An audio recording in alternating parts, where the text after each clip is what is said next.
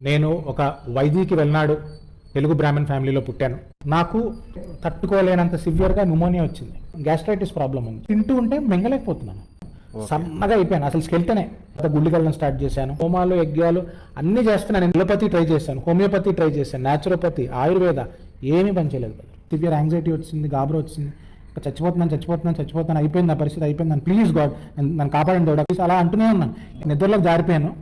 నాకు ఒక కల వచ్చింది. నేను ఒక శునక రూపంలో ఉండి అలా ముడుచుకుని ఉన్నాను. నేనే ఒక లైట్ వస్తుంది నా వైపు, ఒక యేసు ప్రభు వారి రూపంలో నా వైపు వస్తున్నట్టుగా అనిపించి అలా తల నిమిరారు.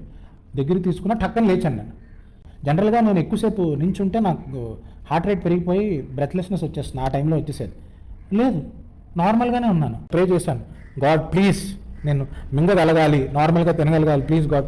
దేవుడు దండం పెట్టుకుని ఇలా మింగాను, లోపలికి వెళ్ళిపోయింది. అంతే. ఆనందం, పట్టలేని ఆనందం.